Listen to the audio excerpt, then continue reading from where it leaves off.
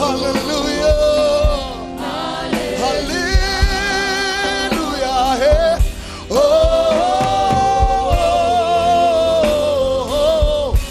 Hallelujah. Hallelujah.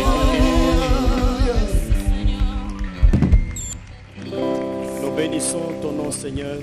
Mana duhaye ishimwe izina ryawe ryera. Nous te glorifions ce soir Tuguhaye icyubahiro nanone uyu mugoroba du fait que tu es Dieu. kuko uracyari Imana. Les choses de ce monde passent, mais tu demeures Dieu. Iby'isi bijya bitambuka bigashiraho ariko wowe ukomeza kuba Imana. Tu étais là, tu es aujourd'hui et tu seras Dieu. Wariho uriho nanone kandi uzahoraho iteka ryose Mwana. Éternité en éternité, tu es notre Dieu. Uko ibihe bihana iteka ryose ukomeza kuba Imana yacu. Bénis ta parole, Seigneur. Reka ijambo ryawe uriho umugisha Mwami. Sois avec nous Gendane natwe ubane et natwe libère-nous des liens qui nous lient. kandi utubohore ku ngoyi zose zatuboshye Papa. Nous avons besoin de te connaître. Kuko turakeneye kukumenya kurushaho. Au nom de Ni mu Jésus-Christ. izina rya Yesu Kristo. Amen. Amen.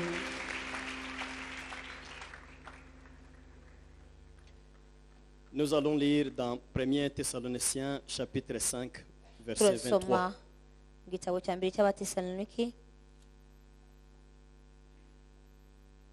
Chapitre 5, Abatesalonika ba mbere igice ni cya gatanu verset 23.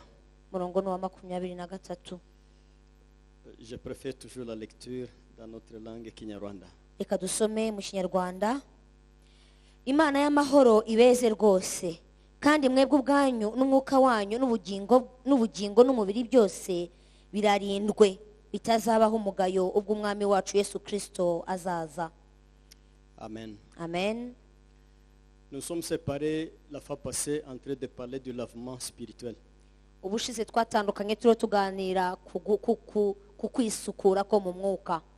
Et ça nous a pris beaucoup de temps pour expliquer. Byadufasha akanya kugira ngo tubisobanukirwe.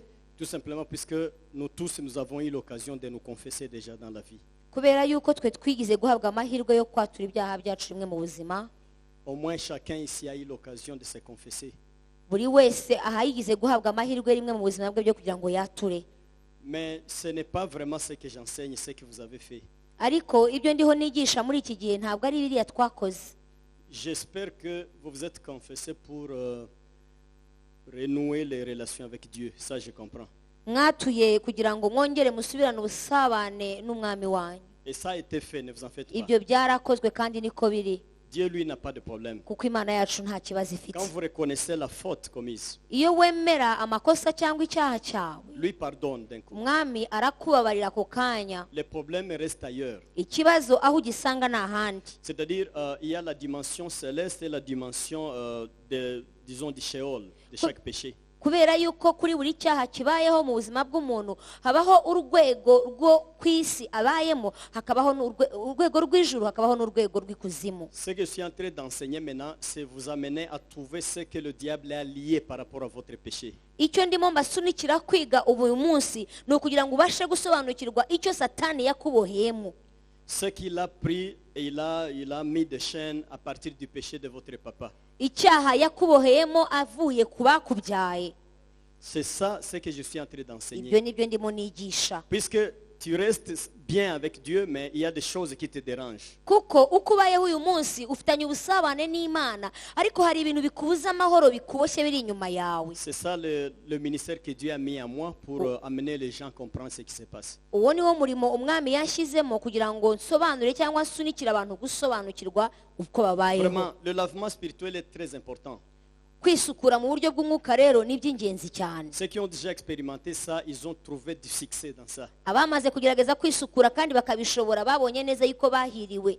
Ça nous aide à quitter la famille biologique et puis ça nous amène dans la famille spirituelle. Ibyo bijya bituma dutandukana n'umuryango tuvukamo ku buryo bw'umubiri tukinjira mu muryango w'umwuka. Nous quittons dans la destinée ancestrale, nous sommes amenés dans la destinée divine. tukava mu byo ubuzima bwacu cyangwa aho tuvukira hari haratugeneye tukinjira mu byo twagenewe n'Imana cyangwa mu bumana C'est bwabyo. pourquoi il faut bien faire le lavement spirituel. Niyo mpamvu rero ari iby'ingenzi cyane kwisukura mu buryo bw'umwuka. Moi, je crois que c'est l'étape le plus difficile de tout ce que j'ai enseigné. Kandi njya nibwira yuko aricyo gika gikomeye cyane mu byo nigisha. Puisque tu peux penser que tu vas le faire en une journée, Kuko ushobora kwibwira hari aho ko wabikora mu munsi umwe, mais ça va t'amener à d'autres choses. ariko bikagusunikira kujya mu Donc là, c'est bindi. l'Esprit de Dieu qui te dirige. Aho rero iyo uhageze ubundi ni umwuka w'Imana ukuyobora. En principe, quand tu commences, tu cites certaines choses. Kuko iyo ugitangira kwisukura hari ibintu ugenda urondora, Mais quand tu es là, tu attends patiemment l'Esprit de Dieu, il va te révéler d'autres réalités. ariko iyo wicaye ugatuza ukumva ko umwuka w'Imana avuga, agenda nawe aguhishurira ibindi. C'est ce qui t'amène à confesser même des choses que tu as fait à l'enfance. Hanyuma noneho bikagusunikira kwatura n'ibindi byaha utari Tu waravuze cyangwa utari confesses waratuye. tes problèmes avec les enfants, par exemple. Ugatangira noneho gusobanukirwa ibibazo ufitanye n'urubyaro cyangwa n'abana bawe. Les problèmes avec l'épouse Ukamenya ibibazo ufitanye n'umugore wawe ou avec l'époux. cyangwa se ibyo ufitanye n'umugabo wawe. Les problèmes au travail où vous êtes. Ugasobanukirwa ibibazo by'ahantu ukora. Les problèmes au quartier où vous êtes. Ugasobanukirwa ibibazo by'aho utuye. En fait, c'est vraiment large la confession à ce niveau. Kubera yuko kwatura bigeze muri urwo rwego rwagutse ni binini cyane. Si je vous ai amené un exemple de mon cas avec une fiancée dans la vie, Niba narabahaye urugero nigize kugirana n'umuntu narambagije mu buzima bwanjye, je visais juste vous montrer la dimension de cette confession-là. C'est vraiment large. nagiraga ngo nkwereke ingaruka cyangwa se ubugari bw'ibintu ushobora kuba urimo utazi ukuntu bingana, ni byinshi Ça m'a cyane. fait marcher plus de 35 km pour trouver la femme et Nagiye demander pardon. ahantu hageze ibirometero 35 kugira ngo nshakishe uwo mugore mbashe kumusaba imbabazi, Mais ça m'a guéri. ariko ndakira. En fait, je suis bien. Je sens que Dieu m'a aidé avec ça. Ndakira kuko numvise umwami yarabimfashijemo neza, numva C'est un grand ndabohotse. remède de la confession là. C'est un grand remède dans la vie. Ni ububyutse bukomeye bwo kwatura mu buzima. Il faut arriver à faire ça. Ukwiriye rero kubasha kubigeraho, Ne néglige pas ça. ntuzanabisuzugure. Ça va vous aider à quitter la destinée ancestrale pour entrer bien dans la destinée divine. Kuko bizatuma uva mu byo wagenewe na karande zawe winjire noneho mu byo wagenewe n'ubumana. En fait, il y a une destinée là divine Kubera ko hariho ibyo twagenewe cyangwa inzira dukwiriye gucamo que y'ubumana, pas mal de chrétiens ont raté. kandi iyo nzira abakristo benshi barayihushije. Ils sont en Christ, mais ils ont raté la destinée. En Bari muri Christ. Kristo ariko aho Kristo ashaka kubageza barahahushije, Mais il faut les ramener. ariko bashobora kugarurwa mu C'est nzira. ça le but de ces enseignements, amener les gens dans la vraie destinée que Dieu a prévue. Ni nayo mpamvu turimo twiga aya masomo kugira ngo abantu bagaruke neza mu nzira nyayo Il y a, umwami ashaka il kugendanamo y a une nabo. deuxième nécessité du lavement spirituel, Ikindi cya kabiri cy'ingenzi mu kwisukura c'est lutter contre les accusations du diable. ni ukurwana no kurwanya ibirego bya Satani. Et ici, je propose un autre texte en 1 Pierre 5, verset 8. Aha turasoma ibindi byanditswe muri Petero wa mbere 5, Verset 8. Petero wa mbere 5 umurongo 8.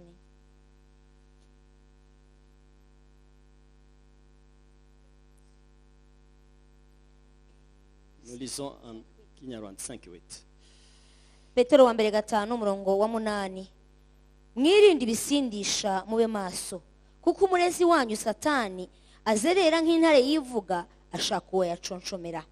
Mumurwanye mushikamye kandi mufite kwizera gukomeye, muzi yuko bene data bari mu isi muhuje imibabaro. Amen. Amen. On cite l'accusateur dans ce texte. Aha muri ibi byanditswe haravugamo umurezi. Je vais attirer votre attention.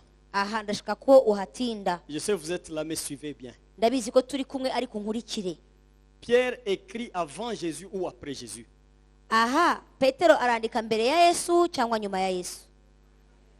Nyuma Ya ya Yesu. Yesu. Ça c'est bien. Maintenant, les chrétiens qui pensent que Christ est allé, il a annulé toutes les accusations. Mais pourquoi Pierre nous recommande après Jésus encore il nous montre l'accusateur? Pourquoi? None se baba Kristo babayeho muri gahunda y'ubuntu bumva ko ibintu byose Kristo yabirangije, Petero yaba yaravugiye icya magambo? C'est après Jésus. Yabivuze nyuma ya Yesu. C'est une révélation que Pierre a eue. Nihishurirwa Petero yakiriye. Le Seigneur l'a montré. Umwami yarabimweretse. Que l'accusateur, lui, continue. aravuga ngo umurezi we aracyakomeje. Moi, Jésus, je suis parti. Jyewe Yesu naragiye Je vous ai laissé le Saint-Esprit. kandi ubwo nabasigiye n'Umwuka Wera, Mais l'accusateur n'a pas cessé. Il continue à accuser. ariko umurezi wanyu ntiyahagarikiye harya, yarakomeje. Les lettres que Jésus avait déchirées quand il est parti au Sheol, Rwa rwandiko cyangwa za nzandiko Kristo yari yarashwanyaguje igihe yajyaga ikuzimu, les lettres d'accusation, za nzandiko zaturegaga, ça il avait déchiré. izo yaraziciye, Il avait annulé yazikuyeho, les écrits. yavanyeho ibyo byanditse. Pensez-vous que ça vous concerne vous aujourd'hui? Wowe uribaza yuko ibyo bintu bikureba uyu munsi? Suivez la parole de Dieu. Wumva ukuntu ijambo ry'Imana rivuga. Ce n'est pas question de vous. Ntabwo ari mwebwe. Suivez bien la parole. Wumva ijambo icyo rivuga. Christ est venu Kristo araje, pour sauver l'humanité entière. azaje gukiza amahanga Mais quand il yose. est parti au Sheol, Ariko igihe yaragiye ikuzimu, il a déchiré, en fait, il a annulé, il a supprimé les écrits qui étaient là. yavanyeho, yakuyeho, yahinduye ubusa inzandiko zari ziri hariya. Des gens qui étaient là depuis Adam jusqu'à son temps. Izo ni inzandiko z'abari bari hariya kuva ku gihe cya Adamu kugeza ku gihe Il avait cye. supprimé ça. Ibyo yabikuyeho. Il les avait pris et il est parti avec ces Ibyo gens. yarabafasha arabanyagara bazamukana. Maintenant, nous, aujourd'hui, Noneho twebwe uyu munsi il turiho, nous a laissé la force et la yadusigiye puissance. imbaraga adusigira Donc, n'ubutware. il a estimé que ce qu'il a fait, nous sommes capables de faire ça nous-mêmes. Kubera ko we yarahamanyije nawe yuko we ibyo yakoze kijya gihe natwe abamwizeye uyu munsi dushoboye gukora nkabyo. C'est parlant que l'accusateur continue, Nubwo rero umurezi agikomeje, mais nous sommes capables ariko turashoboye, d'annuler les accusations. dushobora kubivanaho no kubihindura Nous impfabusa. sommes capables d'annuler ces Dushoboye accusations. kubihindura impfabusa. En fait, les accusations sont continues.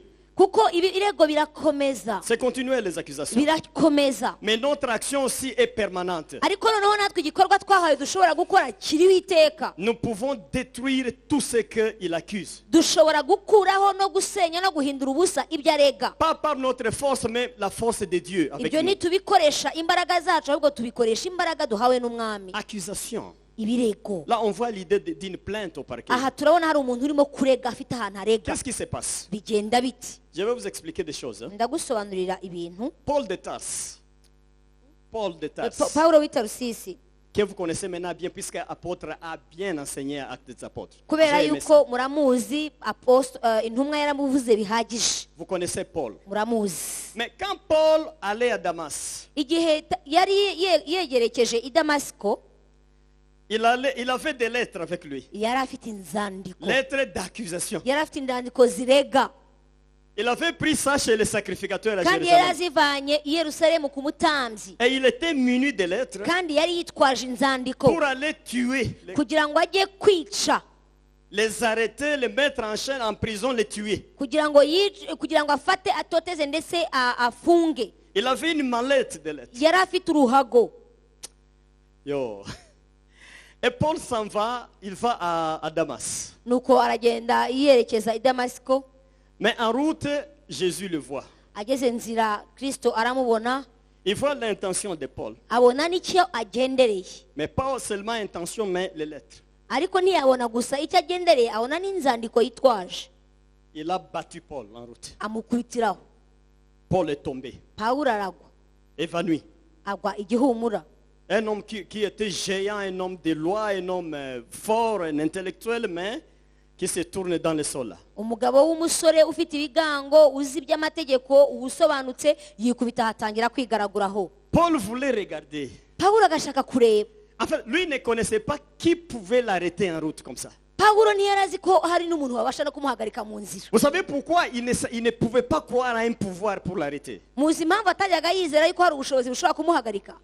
Par rapport aux lettres qu'il avait. Ni ukubera inzandiko yari afite. Même toi, tu es arrêté quelque part. Ce que tu montres, c'est l'ordre de mission de votre travail. Tu Kuko montres. nawe iyo uri mu nzira ugenda ugiye mu ruzinduko, iyo ugeze aho baguhagarika werekana urupapuro wahawe rw'akazi. Quand on te dit tu es qui, Iyo bakubajije ngo urinde, tu prends le business card, tu montres la carte, tu montres la lettre d'affectation. C'est ce que tu montres. werekana ikikuranga, werekana urwandiko rukujyanye mu butumwa, werekana icyo uri cyo. C'est pourquoi il a posé la question à Jésus. Ni nayo mpamvu yabajije umwami, Il a posé la question à Jésus. aramubaza, Qui es-tu? ariko urinde?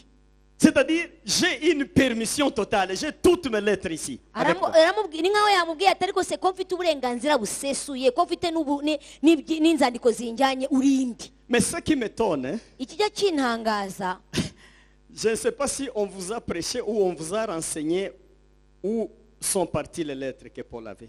ntabwo nzi ko hari umuntu wari wabigisha cyangwa wari wabaha amakuru w'ahantu za zandiko zagiye. La mallette des lettres. Rwa ruhago rwa Pawulo, Les lettres là. za nzandiko.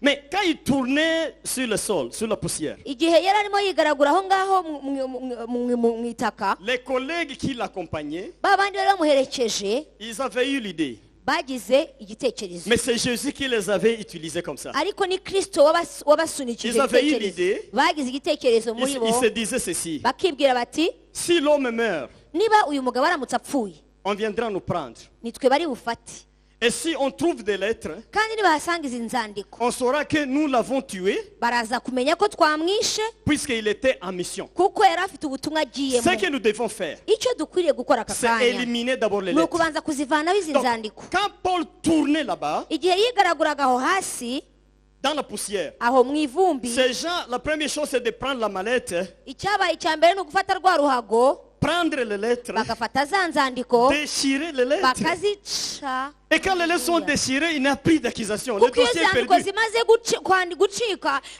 bya bindi byaregaga byose bivamo mu nzira. Ils ont ravi les dossiers. Bavanyeho izo Ils nzandiko, ont évadé les dossiers. hanyuma bavanaho izo nzandiko. Quand tu as en fait un dossier au parquet, Iyo ufite urwandiko rukurega ruri muri parike, et si un avocat vole le fichier, il s'en va avec, c'est hanyuma fini. biramutse bibayeho ukuburanira akaba yabasha kubona izo mpapuro akazikuraho ntiruboneke, C'est nta difficile. rubanza ruba rukikuriho. Mais quand Paul a revu, en fait, il a eu la vision maintenant. Il pouvait voir. Noneho amaze kugarura kubona kwe, Il n'a pas retrouvé les choses. ntabwo yasanze bya bindi yari afite aho ngaho, Mais c'était pour le bien des chrétiens. ariko de byari ibintu byo Damas. kugira neza babandi yari agiye guhiga. Même si Haleluya. Paul était par terre, Nubwo Pawulo yari ari aho si hasi, les lettres restaient, iyo za nzandiko ziza kugumaho, une autre personne pouvait exécuter undi l'ordre. muntu yashobora kuza agakora neza ibyari biri muri izo Mais nzandiko. Jésus a fait une action terrible. Ariko Yesu hariya yakoze umurimo uteye ubwoba. Il a poussé ces gens Yasunikiye abo à bantu faire disparaître les dossiers. gufata za nzandiko bakaziburisha. Cela m'amène à dire, Ibyo bituma mvuga ngo Jésus est contre toutes sortes de dossiers que le diable a établis. haleluya, Il est contre. Yesu arwanyije ikintu icyo ari cyo cyose gishobora kuba cyahaguruka kugira ngo kikurege. L'accusateur a fait des dossiers. Umurezi hari ibyo yashyizeho, Il t'accuse chaque jour. arakurega umunsi ku Chaque wundi, geste que tu fais, lui, il prend icyo note. ukoze cyose agihinduramo Quand il ikintu, monte là, il va présenter les dossiers. kandi iyo azamuhetse nta kindi akora yerekana za Il monte mpapuro, ça aux démons. akabyereka Il abadayimoni, monte à tes ancêtres. akabyereka abakurambere Voilà, nous abasogokuruza devons, bawe, nous devons, nous devons. akavuga ati uyu nguyu turamufite. Des dossiers, des dossiers. de Hari impapuro condamnation. nyinshi, amadosiye. Vous allez me poser la question, est-ce qu'au Sheol, là, est-ce qu'il y a des commandements de Dieu? Hanyuma mushobora kumbaza muti se ariko hari ikuzimu amategeko y'Imana yagezeyo? Je vais vous dire oui. Nababwira ko yego. Je vous donne un exemple de notre siècle. Ndabaha urugero rusanzwe rwo muri iki kinyejana cyacu. Il y a une découverte qui m'a beaucoup fait trembler, la découverte de Curiosity Rover de la NASA. Hari ubushakashatsi bwabaye bwa Curiosity Nova, ni abantu bakora ubushakashatsi muri NASA, ikigo cy'ubushakashatsi Avec cyo muri l'agence Amerika. des Américains de contrôle de l'espace. Ni ikigo La NASA. cy'ubushakashatsi ku birebana n'ibigejuru cya C'était en NASA. 2013. Byari mu 2013, Et ils ont trouvé sur Mars, basanga ku mubumbe wa Mars, sur Mars, kuri Mars, ils ont trouvé une grotte. bahasanga ubuvumo. Et il y avait un passage. Muri ubwo buvumo hari inzira, Quand ils sont entrés, barinjira. en fait, c'est un Australien qui était aux commandes. Ni umunya-Australia wari uyoboye ubwo Il bushakashatsi, s'appelait Sims Covington. yitwa Sims Covington. Mais quand il est entré dans la grotte, Yinjiye muri ubwo buvumo, il a trouvé des écrits ahasangwa ibyanditswe, dans cette grotte-là. byanditswe aho muri ubwo buvumo, C'est écrit sur des tablettes.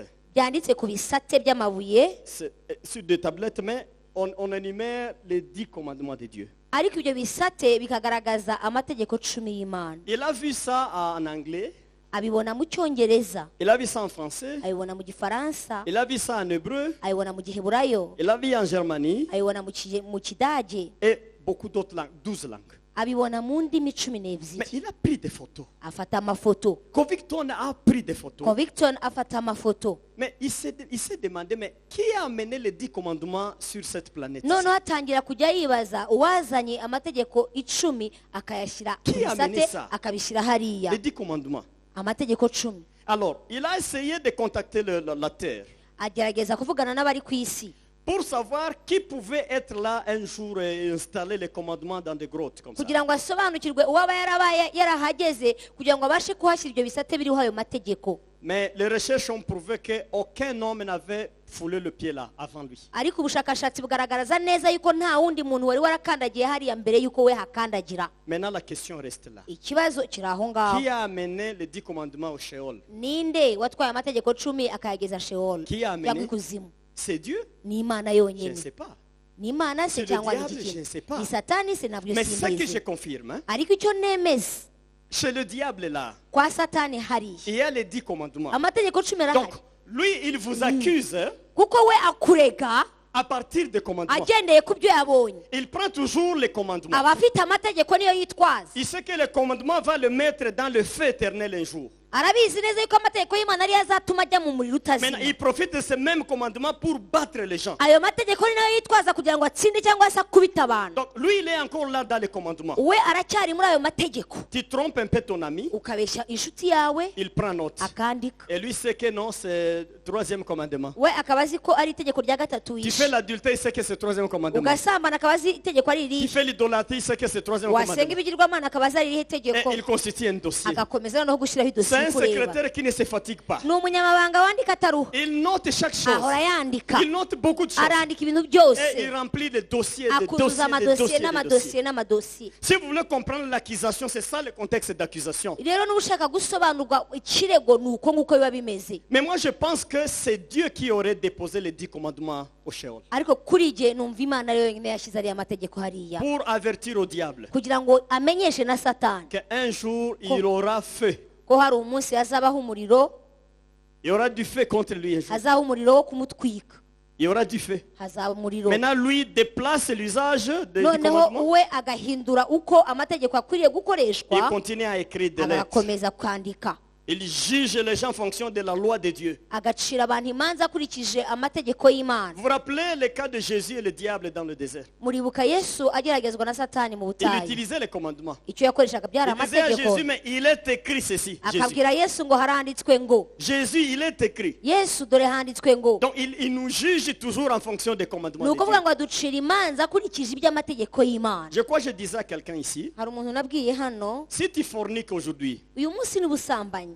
l'information n'arrive pas au Sheol aujourd'hui même. ntabwo amakuru y'ubusambanyi bwawe ari bugere Non, non, en fait, ikuzimu. l'ange là qui te contrôle, l'ange des ténèbres, hein, wa marayika ukugenza w'ikuzimu lui téléphone. we arahamagara. Il prend des photos agafata n'amafoto et puis yawe il téléphone. agahamagara. L'information prend 48 heures. amakuru ubundi afata amasaha 48. Donc jusque demain, tu n'as pas de poursuite. kugeza ejo ntabwo uba ukurikiranwe. Mais après-demain, ariko hirya y'ejo cyangwa ejo bundi maintenant ton dossier est déjà bien fait. Il prend 48 heures pour juger un cas comme ça.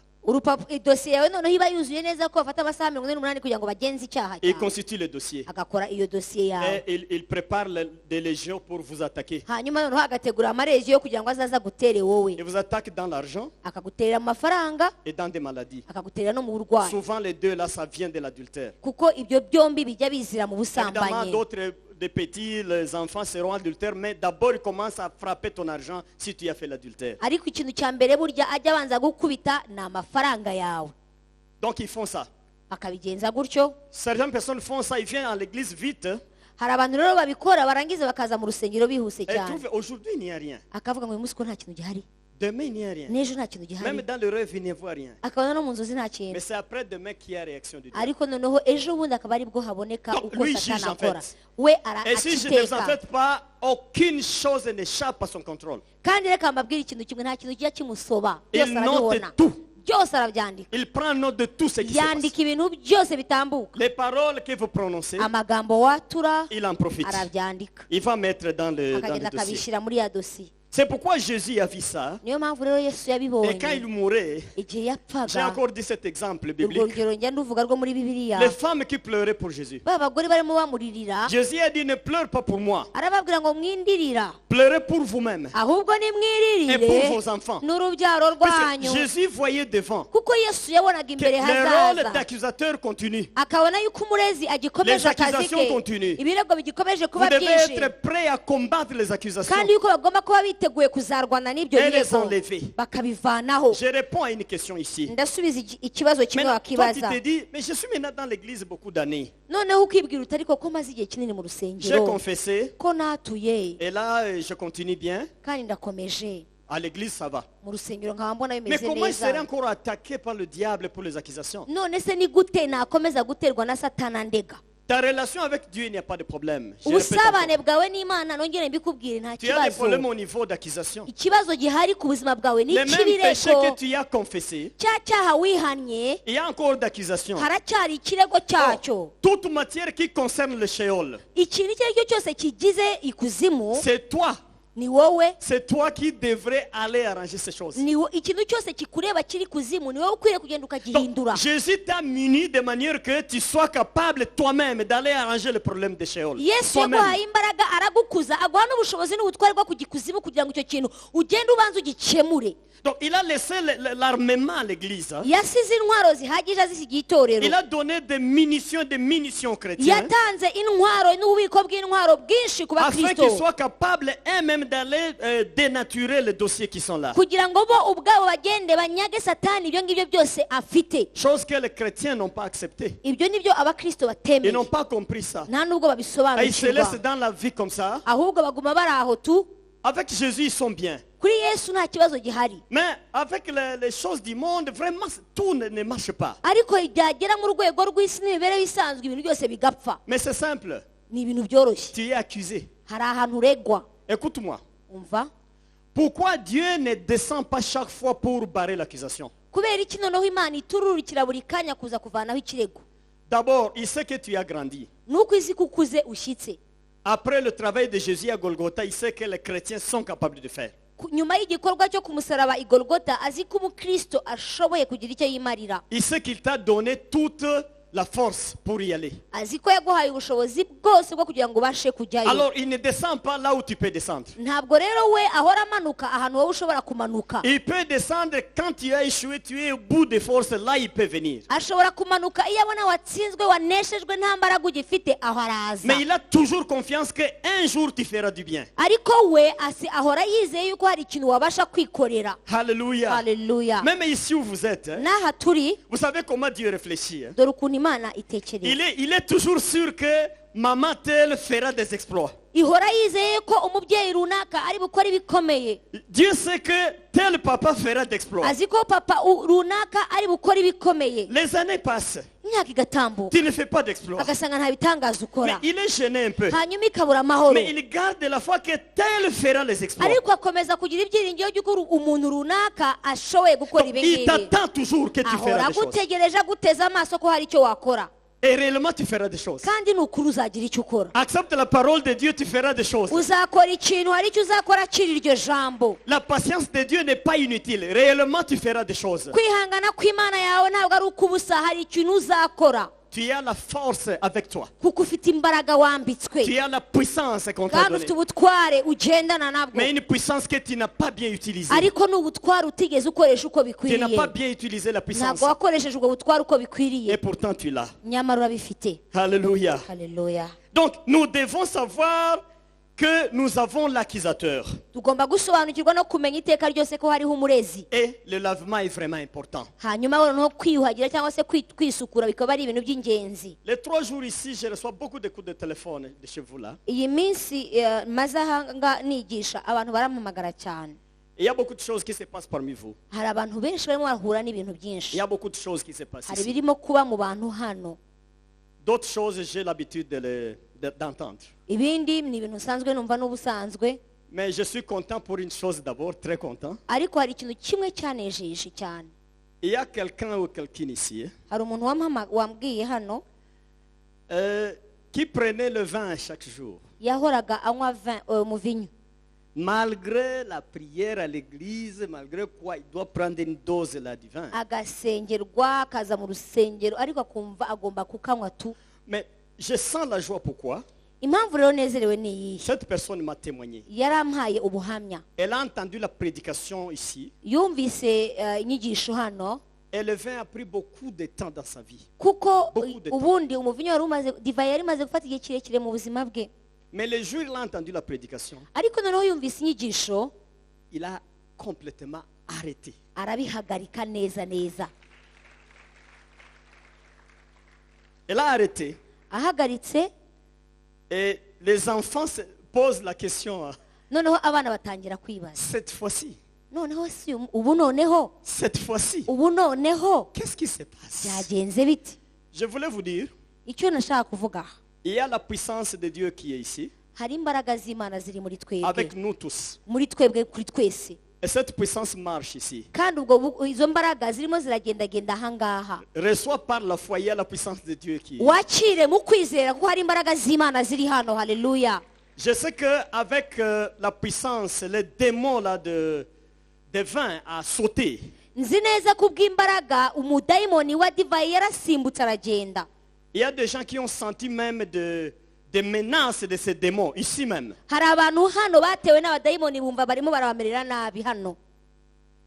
Il y a des gens qui ont été battus et qui sont venus. Vraiment, il est déformé. Il a été battu par ses parents. Hari abantu bakubiswe n'ababyeyi babo biragaragara. Oui. Mais tout ça, j'ai dit, ça va.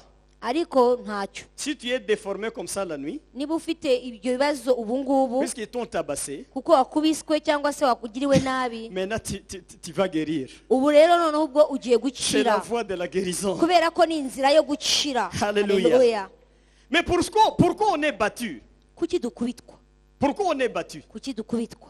Voilà maintenant la leçon que je vous donne. Dore inyigisho Pourquoi vous ntaguha. attaquez ces gens mais ils vous battent, vous changez la figure est défigurée? Pourquoi? Kuki iyo uteye abo bantu ari bo bagukubita hanyuma wowe akaba ari we bigaragaraho?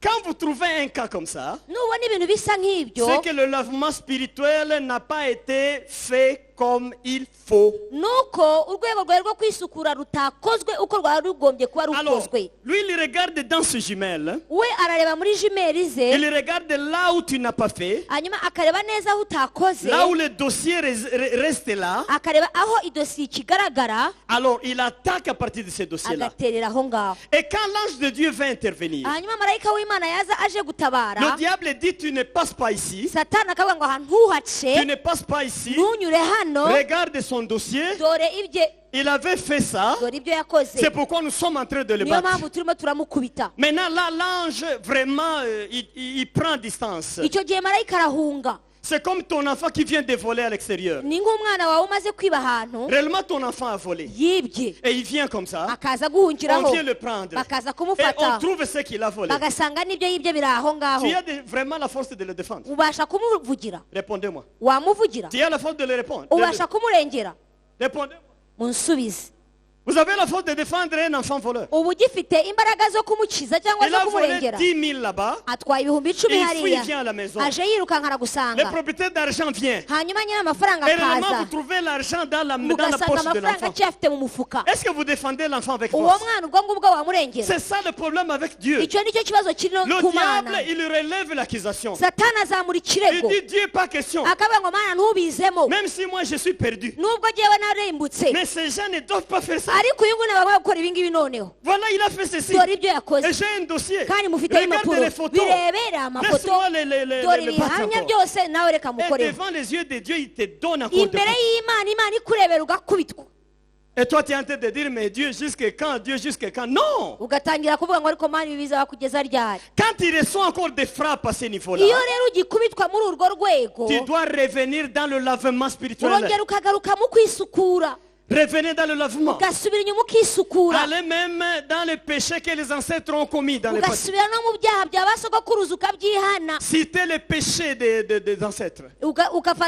ukavuga ibyaha ba sogokuruza bawe Seigneur, bakoraga, pardon pour tout ce que mes ancêtres ont fait. ukavuga ngo mana ndihana n'ibyaha bya ba Ils sogokuruza. ont donné des sacrifices. Dore batanze ibitambo, Ils ont donné des sacrifices sanglants. batanze ibitambo, Ils ont tué. barishe, Ils ont fait d'inceste.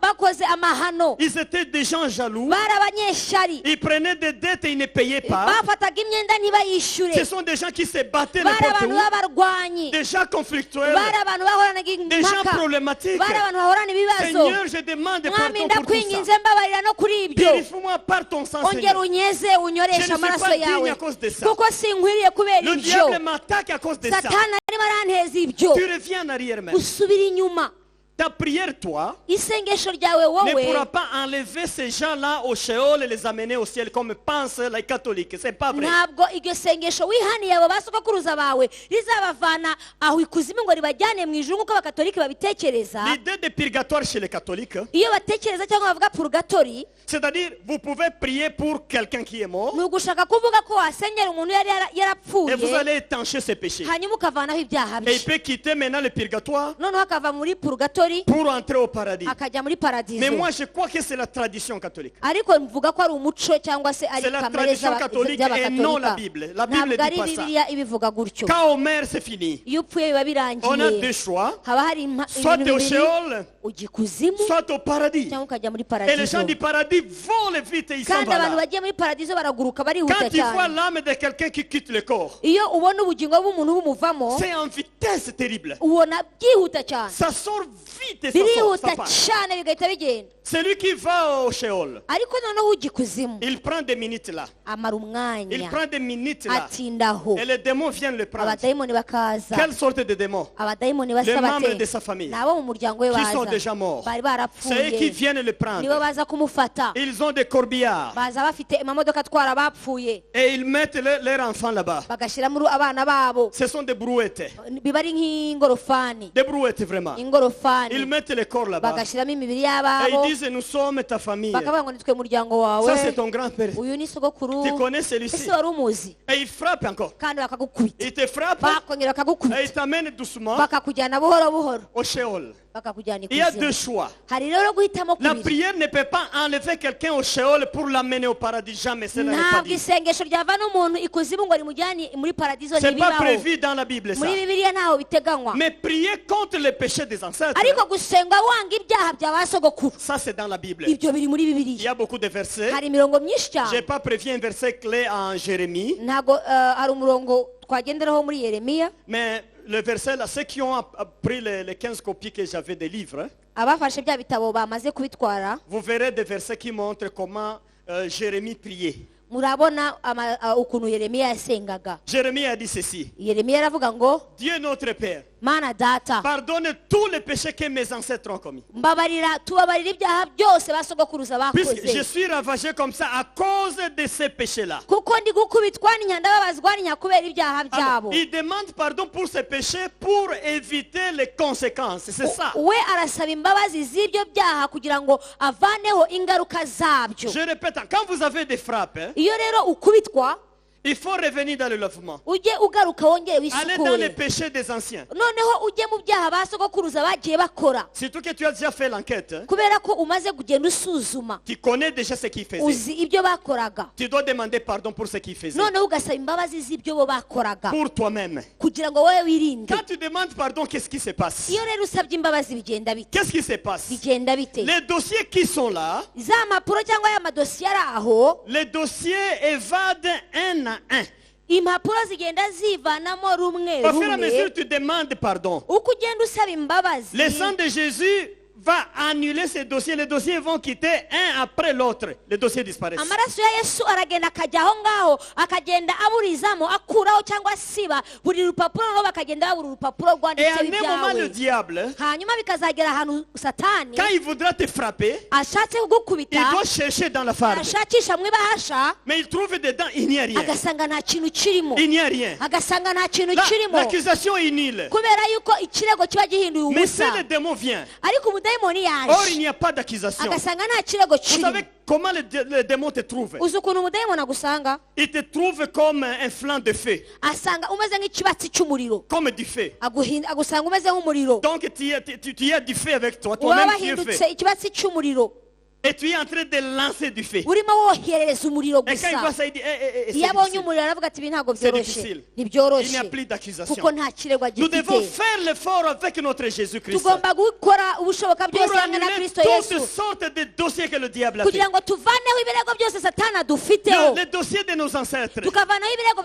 Et qui ont des répercussions avec nous aujourd'hui. na bya bindi bigenda Nous bitugarukaho uyu devons les munsi annuler. tugomba kubihindura Nous ubusa devons les annuler. tugomba kubikuraho Il faut voler ces tugomba dossiers-là. kubyibayo Au nom de mu Jésus-Christ. izina rya Il yesu faut voler ces tugomba dossiers. kubyiba hariya Et quand vous volez les dossiers, iyo wibye amadosiye yo kwa le satani diable n'a plus de force de vous satani attaquer. aburi nta mbaraga yongera kugira Il zo n'a pas kugutera de force de vous attaquer. ikimuha imbaraga ntacyo aba agifite Il n'a n'abasha pas de gutera papier. kuko nta rupapuro Il n'a plus afite de dossier à mettre nta d'argument. cyemezo afite Il n'a pas yakuregesha d'action qui vous accuse. nta gikorwa na kimwe kikurega kiba kiriwe Alléluia. haleluya Le lavement spirituel est très important. kwisukura mu buryo bw'umwuka Très, ni très iby'ingenzi ni ingenzi cyane Depuis ma vie, kuva mu buzima bwanjye j'ai déjà fait ça 5 fois. nabikoze nka gatanu Comment je fais? bigenza nte Quand je trouve un problème, iyo mbonye hari ikibazo mpuye nacyo j'utilise la force que j'ai nkoresha imbaraga zanjye pour mfite attaquer. kugira ngo ntere J'attaque. ngatera Je ngatera lance vraiment. nkohererezayo Mais quand je ibisasu trouve qu'il y a une grande résistance, ariko iyo mbonye bihangana nanjye Une cyane très grande résistance. nkabona hari uguhangana nabyo ce que je fais, je fais quoi? icyo nkora Je recule. nsubira inyuma Il faut fuir le front directement. ukava ku rugamba neza Ne mettez pas la poitrine devant quand vous trouvez une grande résistance. Comme ça. ntuzarega agatuza imbere y'umwanzi kandi ubona yuko On va aguhangaye te faire un seul coup, tu tombes, mambo inaisha. bazagusatura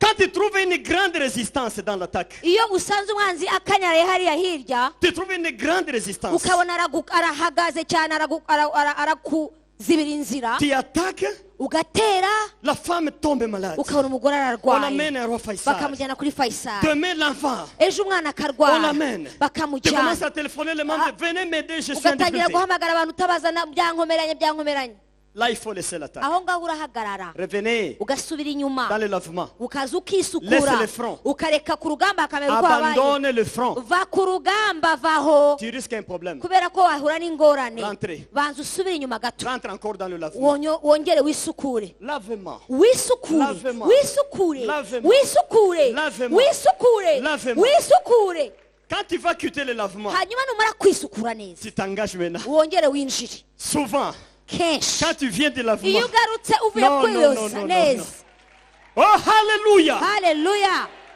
Alléluia! haleluya Il y a des exploits que tu expérimentes. hari ibintu uzi ugakora bikomeye cyane Voilà un peu l'importance du lavement aho spirituel. rero niho hari akamaro gakomeye ko kwisukura Comment savoir que le lavement est bien fait? ni gute rero umenya ko wisukuye bihagije Premier signe, icya mbere la joie.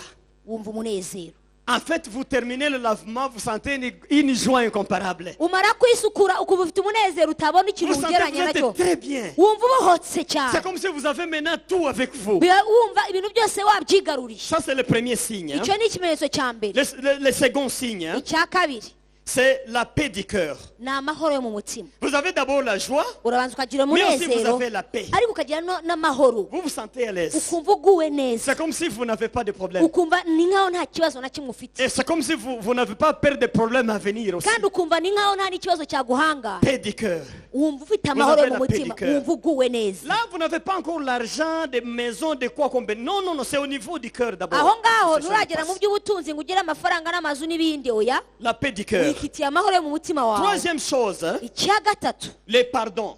ni imbabazi Des gens avec qui vous aviez des conflits. imbabazi ugira ba bantu mwari mufitanye Quand vous amakimbirane terminez bien le lavement, iyo umaze kwisukura neza même si vous trouvez quelqu'un en route niyo wahura n'umuntu mu nzira avec qui vous avez échangé de coups, mwigize kurwana votre démarche sera comment? ubizabigenza ute Oh mon frère, uramwakira ukavuga mwene je suis data content de te revoir. ndanezerewe kongera Si kukubona tu dois me pardonner tout ce qui s'est umbabarire passé. n'ukuri byabayeho byose t'aime comme jamais, mon frère. ndagukunda rwose nka Ma mwene soeur, je data t'aime comme n'ukuri jamais. ndagukunda cyane Et tu vas trouver que le pardon entre dans ton cœur. ugasanga imbabazi muri wowe ziragutse tu donnes aussi zarinjiye les pardons. kandi ukazitanga Frères et sœurs, suivez-moi. mwene data unkurikire Quand vous sentez que vous étiez en conflit avec tel, igihe wumva gufitanye amakimbirane cyangwa ibibazo na kanaka mais vous faites le lavement, wakwisukura mais quand vous pensez à son cas, ariko wamutekereza vous sentez encore ukumva hari akantu Vous n'avez pas encore fait. uba utarabirangiza uba utarabigeraho Revenez encore. ongera ugaruke usubire inyuma Revenez encore. ongera ugaruke Si vous allez au front avec cette attitude, kuko iyo ugiye ku rugamba ugifite inyifato le nk'iyo diable va prendre une parole et dit, satani afata akajambo gato akavuga mais ngo leur Dieu a dit, ariko imana yabo yaravuze ngo pardonnez-vous ngo nimubabarirane pour être pardonné. kugira ngo namwe Mais lui, mubabarire il fait beaucoup d'attaques, mais il ne pardonne pas. none si uyu nguyu ukora imana ihera kandi atanababarira Il a encore des conflits avec les gens. ce monsieur. aracyafitanye ibibazo n'abantu Mais ntababarira il faut vous sentir vraiment libéré. ugomba Vraiment kumva libéré. ubohotse uguwe neza Et là, vous devez donner du pardon, même aux gens qui vous ont offensé. kandi icyo gihe ubabarira na ba bantu bakubabaje Je sais que c'est difficile. ntabwo byoroshye Je sais que c'est difficile. ntabwo Mais byoroshye avec cette prière, ariko iyo usenga vous utya allez pardonner les gens. uzababarira mu buryo Et bworoshye vous allez trouver comme si un fardeau a été retiré de votre kandi cœur. icyo gihe wumva hari umuzigo ukuvuyeho Il faut donner le pardon ugomba et kubabarira vous allez recevoir le kandi pardon. nawe ukakira Le imbabazi dernier signe que j'ai trouvé, ikindi kimenyetso nabonye c'est l'amour des gens. ni ugukunda abantu Vraiment, quelqu'un qui a bien fait le lavement, umuntu wamaze kwisukura neza il aime les gens. agira urugwiro Il aime les gens. akunda abantu Sans discrimination. ntabwo avangura abantu Donc, son cœur est ouvert. umutima we uba uri munini Et il aime les gens comme ça. kandi agakunda abantu Il sent l'amour des gens. yumva afitiye urukundo Il sent n'igishyika l'amour de abantu Dieu en lui. yumva urukundo rw'imana ruri murimo Voilà les signes que tu vas observer ibyo ni byo bimenyetso bizagaragara pour trouver que tu as bien fait le lavement spirituel. igihe uzaba wamaze kwisukura neza Maintenant, le papier sur lequel tu écrivais les fautes, hein, noneho kuri rwa rupapuro urimo ugenda wandikaho bya bindi bindi Elle est ubibonamo n'ibyaha n'amakosa entrez en chambre maintenant. ujye mu cyumba Cet enseignement, c'est toujours en privé. Chacun avec son Dieu. Ce n'est pas vraiment besoin de ma femme à côté ou non. Toi-même là. gushyira izi nyigisho mu bikorwa ni ibintu by'umuntu ku giti cye nta bintu byo kwitabaza umufasha n'umutwaraho ni wowe n'imana yawe Allez maintenant en chambre. ujye mu cyumba Il faut citer ses péchés ibyo byaha ubyature à haute voix. kandi ujye ubivuga watura Mes parents faisaient l'idolâtrie. ba sogokuruza bararaguje Et j'ai des problèmes à cause de ça. none mfite ibibazo kubera kuraguza kwabo Au nom de Jésus, mu izina rya yesu je supprime les liens d'idolâtrie. nkuyeho imigozi yose yo gusenga Je demande ibigirwamana pardon à Dieu. ndasaba imana imbabazi Que le sang de Jésus efface les lettres amaraso ya yesu anyoze kuri byo et toutes les condamnations ndetse n'imanza zose zari zindiho liées à l'idolâtrie. n'ibirego byose byari bindiho kubera gusenga Mon ibigirwamana papa était polygame hein, data yari afite abagore benshi et a commis beaucoup de fautes. hanyuma akora amakosa menshi Je demande pardon pour ça. ndasaba imbabazi Et toutes ces lettres-là, kandi izo zandiko zose j'annule. zihinduye ubusa Que le sang de Jésus efface. amaraso ya yesu kirisito abisibe Que le dossier disparaisse au nom de hanyuma Jésus. izo nzandiko zose zibure mu izina rya Ils ne vont yesu pas faire ça au cœur. Non. ntuzabikore Il y a des wiyongorera gens qui disent, je suis en train de prier, mais dans le cœur. hari abantu bajya bavuga ngo ndasenga ariko nsengera mu mutima La prière de combat n'a pas besoin de prière dans le cœur. ntabwo isengesho ryo kurwana risengera mu La mutima prière dans le cœur, c'est pendant la guerre. isengesho usengera mu mutima isengesho usengera mu mutima ni ryo mu ntambara Pendant la guerre. iyo hari intambara Nous nini étions de igaragara l'autre côté et la guerre a pris beaucoup de temps. twari ahantu hakurya iriya hanyuma intambara iratinda On priait 3 heures ugasenga amasaha sans atatu que quelqu'un qui est à l'extérieur t'écoute. umuntu wo hanze atabasha kumva ijwi Et vraiment, risohoka tu pries, tu transpires, mais... C'est ça. ugasenga ukabira icyuya ariko utavuga ngo abantu Mais bakumve quand Dieu nous donne la paix comme ça, ariko imana iguhaye mais umudendezo pourquoi tu dois encore parler au cœur? kuki uvugana n'umutima Tu dois parler. uvuga Ouvre la atura bouche et fungura umunwa Pourquoi parler? kuki uvuga La parole dans le monde spirituel, c'est l'action. kubera yuko ijambo ryose uvuze mu isi y'umwuka rihinduka igikorwa Les logos, logos en grec, mu kigiriki on dit science, bavuga ngo ni ubumenyi mais encore action. bakavuga ngo ni ubumenyi muri mu C'est gikorwa l'action. ni igikorwa C'est la parole qui tabasse le diable. ni ijambo rigenda rigakubita umwanzi Quand tu es en train de parler, rero iyo urimo watura amagambo que les condamnations disparaissent au nom de Jésus. Tu ukavuga ngo parles, ibirego nibigende mu izina rya yesu ça se fait entendre comme un communiqué au Sheol. ibyo ngibyo bigenda ari nk'itangazo rigiye hariya ikuzimu Et ils disent, qu'est-ce qui se passe? akavuga ngo bigenze bite Qu'est-ce qui se passe? bigenze bite Qu'est-ce qui se passe? ni iki kibaye C'est elle. niwe uvuze C'est elle qui commence à dire ça. niwe utangiye kuvuga aya Et ils ont magambo peur. bagatinya Puisqu'ils savent que Dieu écoute. kuko bazi ko imana iri Et les kubyumva anges du ciel écoutent. n'abamarayika mu ijuru barabyumva Et eux-mêmes écoutent. kandi nabo Et il y barabyumva a des fois, tu parles. hari igihe uvuga Et le diable fait des communiqués aussi. satani nawe agahita yohereza itangazo Il fait des communiqués nawe sans le vouloir. agatangaza atabishaka Il dit ceci. agahita avuga ngo Tel démon. uyu mudayimoni Tel démon. uyu mudayimoni Vous entendez les communiqués? mwumvise ibyo bavuze N'allez plus là-bas, mes enfants. ntimuhasubire N'allez plus là-bas. ntimuzasubireyo Puisque tu as parlé. kuko wabivuze La parole crée. ijambo watuye rirarema La parole crée. ijambo rirarema La Bible nous dit que Dieu a créé le monde par la parole. ijambo ry'imana ritubwira yuko imana yaremesheje isi Lui, ijambo il disait que ceci soit et cela imana était yaravuga ngo directement. iki nikibeho kikabaho C'est pas la parole. ni kubw'ijambo Mais la parole était avec Dieu. ijambo kandi uwo Et la yari kumwe parole n'imana était Dieu kandi même. ijambo yari Et il imana nous a donné cette parole. kandi yaduhaye iryo La jambo parole est descendue à nous. ijambo ryaramanutse La riza parole muri twe vit en nous. ijambo riraza ritura Quand muri nous twe parlons au nom iyo de tuvuze Jésus, mu izina rya nous yesu donnons l'ordre tuba comme ça. dutanga itegeko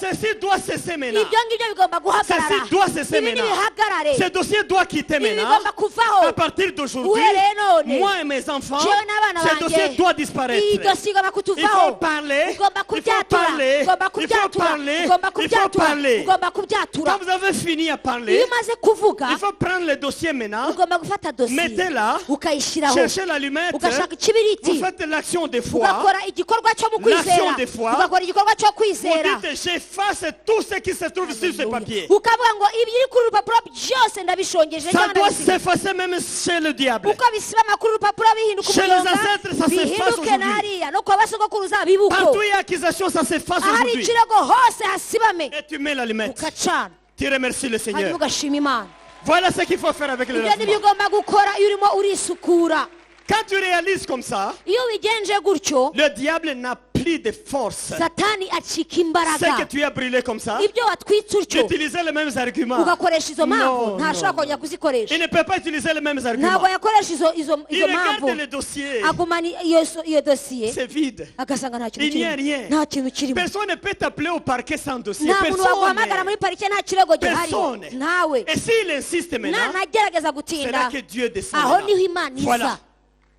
Maintenant, l'ange Michael, là, il hanyuma aho descend avec ngaho force. noneho mikayeli amanuka akaza Pour kukurwanira te ubwe défendre. akaza aje Puisque kukurwanirira tu es sans faute, tu kubera n'as ko pas nta de problème. kibazo ufite nta kirego kikuriho Alléluia. haleluya Tu n'as pas de tâche. ntago ufite ikizinga Voilà kuri pourquoi wowe Paul dit aux niyo Thessaloniciens, mpamvu pawulo abwira il dit, ma abatesalonika prière pour vous aravuga Thessaloniciens ngo abanyetesalonika icyo est mbasabira que vous soyez ngewe sanctifiés, ngo nuko muba abejejwe vos corps, imibiri yanyu vos âmes ubugingo bwanyu et vos esprits. n'imyuka yanyu Sanctification du corps, kweza umubiri sanctification de l'âme, kweza ubugingo sanctification de l'esprit. kweza umwuka Tout ça, ça doit être sanctifié ibyo byose bigomba kwezwa pour que vous n'ayez pas de tâches lorsque le Seigneur va venir. kugira ngo mutazagaragarwaho n'ikizinga na kimwe umwami naza Les chrétiens qui ne font pas le lavage spirituel, umukristo udakora kwisukura mu Le by'umwuka lavement, là, utisukura ils atyo iront avec des tâches. bazagenda ariko bafite ibizinga Écoutez-moi, wumve Jésus les a pardonnés. yesu arabababarira À la dernière minute, ils demandent pardon à d'autres choses et ils s'en vont au ciel. ku munota wa nyuma agasaba imbabazi n'ibindi byose hanyuma akazamuka mu ijuru Ils vont au paradis. arajya muri paradizo Mais avec des tâches. agiye ariko afite ibizinga La Bible prévoit quoi? bibiri ibigenza itereye La Bible prévoit quoi? bibiri ivuga guki 1 Corinthiens.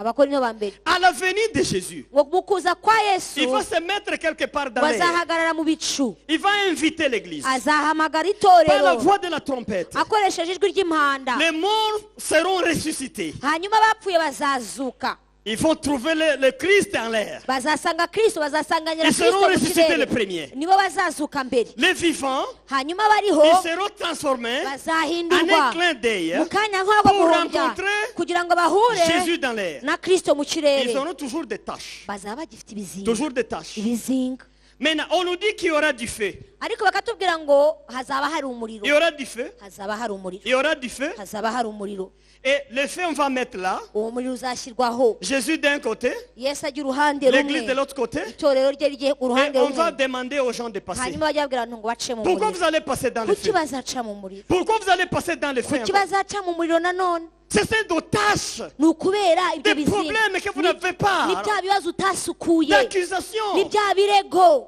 J'ai demandé aux vieux pasteurs qui nous ont formés. nabajije abashumba batwigishije ba kera Certains nous disaient que non, on va essayer de tester les actions. bakatubwira ngo ngo bazagerageza ngo imirimo twakoze Bon, je crois que ce n'est pas suffisant. nkavuga ngo ntabwo bihagije c'est pas suffisant. ntibihagije. Tout ce que tu fais du bien, ibyo ukora ugenza neza le Seigneur te paye ici-bas. umwami arabikwishyura Il a aha, appris à faire des choses et des actions, des matériels là. kubera ko ibintu bifatika nta hariya hejuru ntabyo. C'est ça la parole de Dieu. niko ijambo ritubwira. Quand tu vas là, iyo ugiye hariya c'est pour la vie ni ukugira ngo ube mu buzima éternelle. bw'iteka. Voilà le premier cadeau que Dieu nous iyo donne. niyo mpano ya mbere. Maintenant, pour entrer dans la vie éternelle, noneho kugira ngo winjire mu buzima mais tu bw'iteka as des tâches. ukaba ufite ibizinga, Le feu là wa muriro va encore dévorer uzongera ukongore, votre âme. ukongore ubugingo, Et puis tu vas traverser. hanyuma wambuke. Et là maintenant on va te dire voilà, hanyuma bavuge ngo noneho tu es bien. umeze Mais neza. pourquoi aller passer dans le feu là-bas? none se kuki wajya guca mu muriro Pourquoi ne hariya? pas se faire du feu ici pour te kuki libérer des wowe tâches? utakwitwika ahangaha ukivanaho ibyo bizinga ukiri hano? Ceux qui vont effacer les tâches ici, abazavanaho ibyo bizinga bakiri ahangaha tâches. bakabivanaho, ce feu là ils feront ceci seulement. uwo mu muriro uko bizagenda ni Ils gute? feront seulement comme ça. azajya acamo ataruke Et ils passent de l'autre côté. ajye hakurya, Il est passé. azaba Il n'a pas atambuka, de problème. nta kindi kibazo azaba Il n'a afite, pas de problème. nta kibazo azaba Mais ceux afite. qui auront des tâches, des ariko problèmes, abafite les ibizinga, tâches sont causées par quoi? ibizinga bitewe Les n'iki? péchés des ancêtres, ni ibyaha bya ba tes péchés sogokuruza, toi-même, ni ibyaha les byacu, accusations du diable. ni ibirego bya satani. Jésus va mettre tout ça au feu avant satani d'entrer dans la azabanza plénitude du bitwika royaume. bikongore mbere yuko winjira ahandi. Qu'il soit loué le Seigneur. umwami wacu nashimwe, Qu'il soit loué le umwami Seigneur. wacu nashimwe, Qu'il soit loué le umwami Seigneur. wacu Qu'il nashimwe, soit loué le Seigneur. umwami wacu Qu'il nashimwe. soit loué le Oh, Seigneur. nashimwe umwami wacu. Nous devons Haleluya. monter au ciel sans tâche un jour. tugomba kujya mu ijuru tukazamuka nta Nous kizinga, n'avons pas de tâches. nta kizinga dufite, Et nos actions maintenant vont nous suivre. hanyuma maintenant noneho bien. imirimo yacu ikabona Oh, kudukurikira. hallelujah. Haleluya. Des vaillants militaires hazaba ari abasirikare b'intwari qui vont entrer au ciel sans problème. bazinjira mu ijuru nta mbogamizi. Mais ce jour-là, Jésus fera quoi? ariko uwo munsi yesu uko Il va azabigenza, donner des couronnes maintenant aux azatanga gens amakamba, qui ont lutté comme ça. dans ce azatanga monde. amakamba ku bantu Que Dieu barwanye soit batyo. loué. umwami wacu ashimwe. Alléluia. Haleluya. Que Dieu soit loué. umwami ashimwe. Je sais que nous avons la vie éternelle. nzi ko dufite ubuzima bw'iteka, Mais il faut entrer là avec succès. ariko ugomba kuhagenda Et Dieu uhiriwe, nous réserve une meilleure vie là. à kandi uwiteka l'éternité. imana yacu atubikiye byinshi byiza Que cyane. Dieu nous bénisse. imana iduha umugisha. Je touche la dernière partie d'aujourd'hui, reka noneho nkore ku ijambo igice cya nyuma cy'uyu la mugoroba, réhabilitation spirituelle. guhemburwa mu buryo La bw'umwuka, réhabilitation spirituelle. guhemburwa mu buryo bw'umwuka. Suivez-moi bien. amen. Vous avez fait l'enquête. wamaze gusuzuma bya bintu Vous byose, passez dans le lavement spirituel. hanyuma uca mu gusukurwa k'umwuka. Jusque-là, vous n'avez pas toute permission de commencer l'attaque. uyu munsi ntabwo urahabwa uburenganzira bwo kwinjira no gutera. Non, je dis jusque-là. kugeza ubu Vous n'avez pas la permission de commencer à lancer toutes sortes de coups. ntabwo ufite uburenganzira bwo gukubita uko ubonye. Vous devez faire la réhabilitation spirituelle. ugomba rero kongera guhemburwa cyangwa gusanwa mu buryo C'est ce que bw'umwuka. nous allons faire ici. ibyo nibyo tugiye gukora. Je crois que nous allons nous réhabiliter un peu. avant ndibaza ko de commencer. tubanza tukisana mbere y'uko tugira aho tujya. La réhabilitation spirituelle. gusanwa Cela m'a beaucoup aidé, mes frères. et ibyo sœurs. byaramfashije Ça m'a cyane, beaucoup aidé. byaramfashije Quand cyane. j'allais dans les fronts iyo igihe najyaga ku rugamba spirituels, bwo mu mwuka, la réhabilitation m'a beaucoup sauvé. gusanwa byaramfashije cyane. Je suis entré faire un ministère, nagiye gutangira umurimo quelque part. ahantu, Et on me prépare barantegura l'endroit. banyerekera ahantu, J'ai trouvé une résistance que je n'ai jamais vue. nsanga hari umwuka wo guhangana uteye ubwoba. Je veux commencer à enseigner à 5h à 6h, à 5h30 le matin. nagombaga gutangira inyigisho saa 11 n'igice za mu gitondo. Dans ce pays-là, ils font à 5h30 jusqu'à 6h30 le matin. bagira umwanya wo guhura mu gitondo kuva saa 11 n'igice kugeza saa 12 n'igice. D'habitude, je ne dors pas trop. ubundi sindyama cyane, sindyamira. Mais ce jour-là, uwo munsi ariko j'ai eu un sommeil nagize ibitotsi jusqu'à 7h. kugeza saa Le kugeza pasteur saa moya. m'attend dans l'église, je ne viens pas. umushumba arantegereza ntiyambona, Il vient, il me touche, rien. aza arakomanga reka da, biramucanga. Non, j'ai eu des balles. nabonye nakiriye amasasu. Je ne peux pas aller là, en arrêter ces histoires ici. Continuons avec reka twikomereze, ntabwo ibi nabisubiramo. la réhabilitation spirituelle. gusanwa mu mwuka.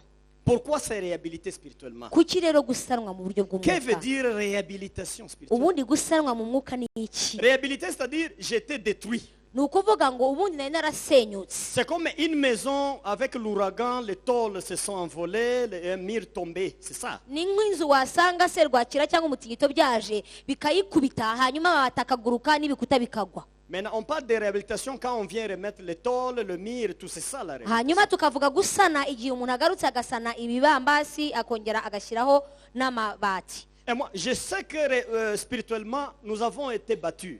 nkaba nzi neza yuko twarakubiswe mu mwuka, Nous avons des cicatrices, nous tous. dufite inkovu nyinshi cyane, Nous avons des coups dufite gukubitwa sur nos kwinshi corps. mu mibiri yacu. Et il y a eu des choses qui se sont envolées. hari ibintu byinshi muri twe byagurutse, Les dons spirituels, impano z'umwuka partis.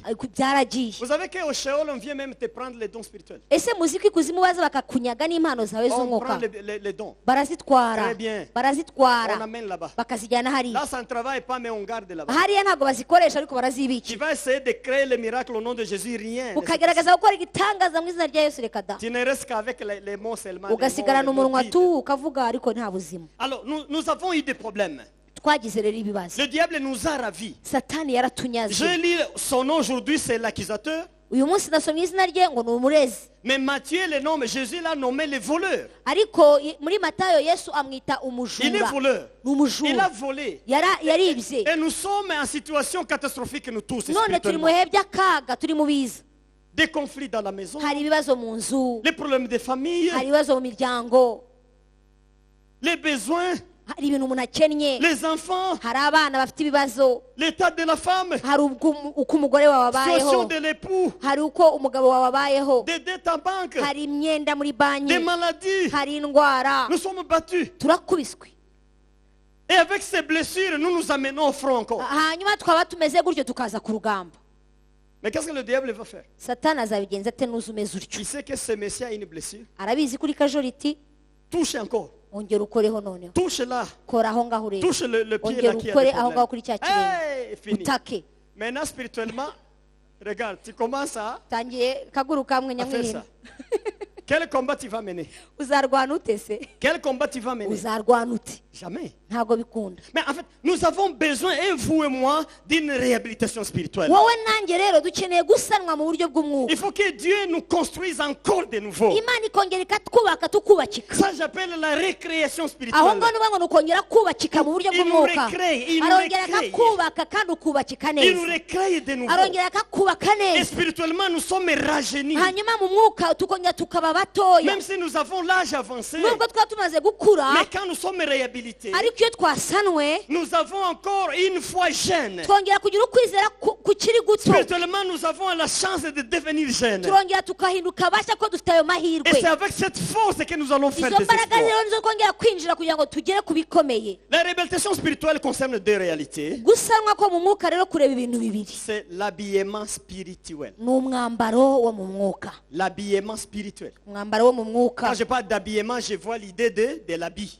iyo mvuga kwambikwa mu mwuka mbona umwambaro.